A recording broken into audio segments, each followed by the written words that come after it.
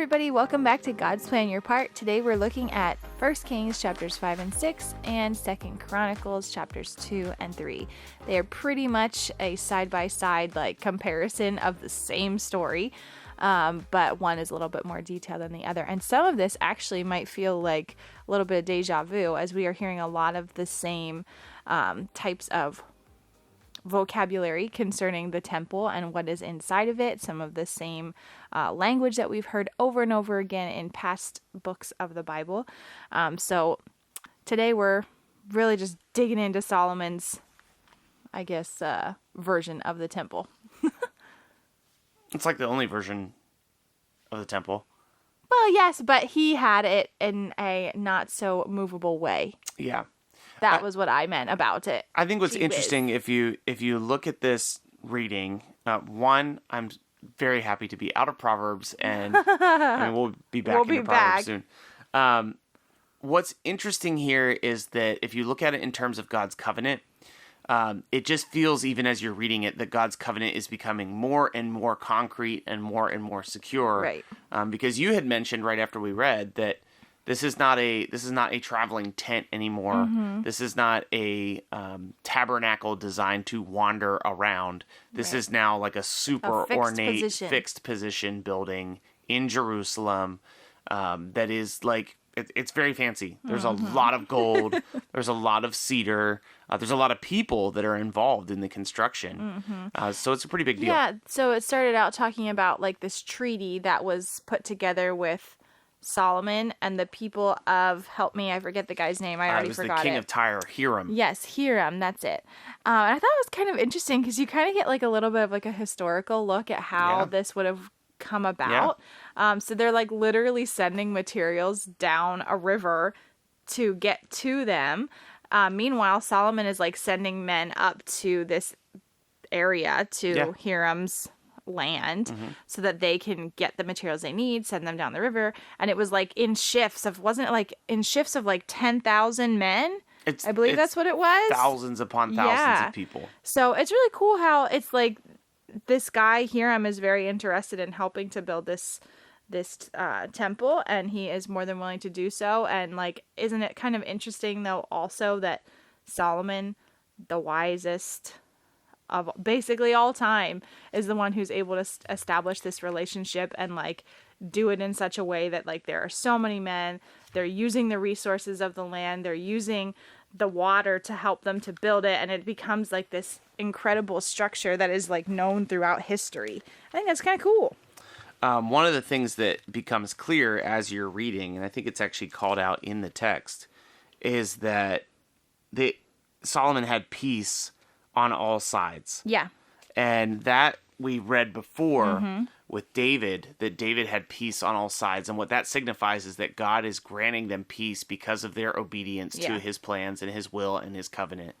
And so this is a continuation of the theme that we've seen throughout the Bible, that when God's people obey God's commandments, God grants them peace, he grants them abundance, he grants them like basically whatever they need to honor him and worship him. So here we have just, I guess if you're like the original audience kind of reading through this, the question is like, wow, David has been such a great man of God, and his sons have struggled so much. Like we've seen Amnon, we've seen Absalom. Yeah. Now it's like, man, what is Solomon going to be like? And you read these couple of chapters, and it's like, oh, I think Solomon is going to be good. We've read him asking for wisdom. We saw that as good.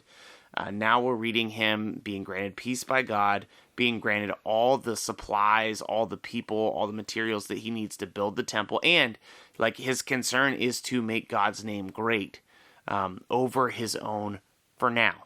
I was going to say, when does that shift though? Because we know that this temple, as lovely as it is, does not remain. You were looking at some of those dates wild. Earlier. So most likely Solomon was reigning somewhere around 900 BC. There's different dates for different things, especially as you're dealing with like BC stuff.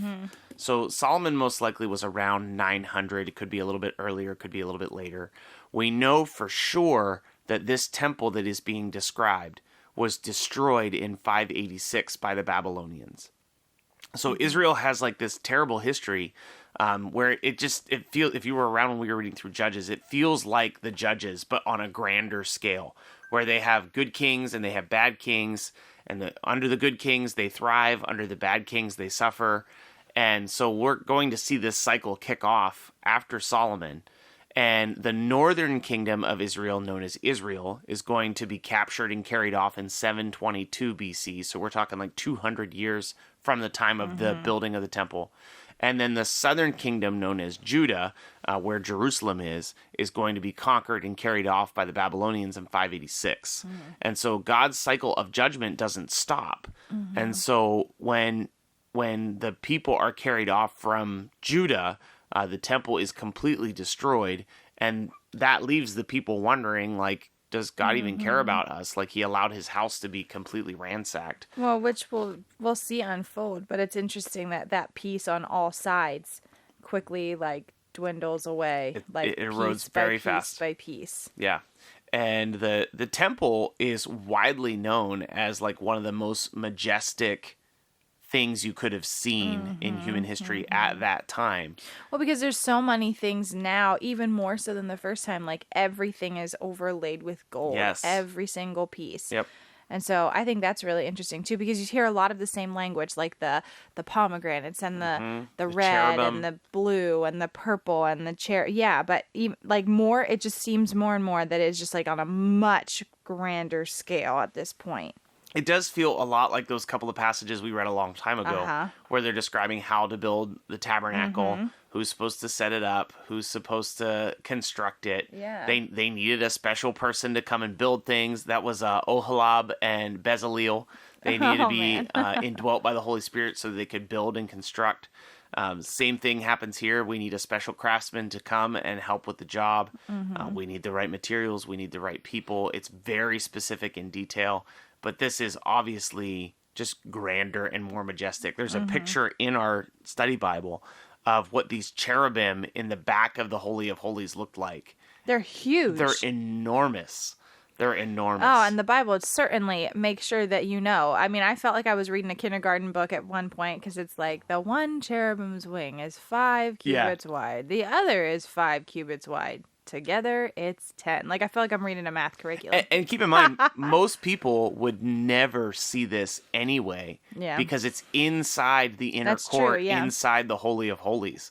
So the vast majority of people, I mean, I guess maybe some people would have seen this getting constructed, but this is or destroyed. The high priest sees it, and it's not for just everybody to see and witness, which is even more interesting because they pay a lot of detail to the things that people will never see, because they want to honor the God who has granted them peace on all sides. So we can see here the concept is that Solomon is known as wise, and what Solomon wants to do is he wants to bring his best to the Lord, to honor the Lord by building God a house. David was not allowed, and now Solomon is able. And I think it's kind of difficult to think about your part for today, because today is literally just about like construction.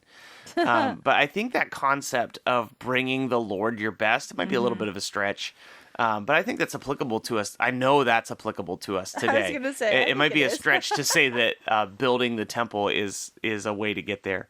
But I think it continues to be important to bring the Lord our best, even in the things that we can't necessarily see or notice. We were talking about the kindergarten book full of wonderful cherubim. Most people were never going to see that. And I think it's you can make a correlation that you should be honoring God with the best of your ability to the highest praise that you can give, even when people aren't going to notice it or see it, because God sees it. And I think that's the heart of Solomon here. I think that's the heart of Israel here, and I think that should be our heart today, to honor God with everything we possibly have, because we are thankful for him, and we have been granted a lot of things by him that we would not have without him. So give the Lord your best today. We'll see you tomorrow. Thanks so much for listening to God's Plan, Your Part.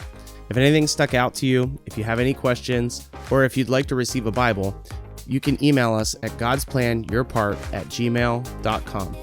Also, if you're enjoying the podcast, please consider supporting us through the link in our description. We love that you're on this journey with us, and we hope you have a great day. See you tomorrow.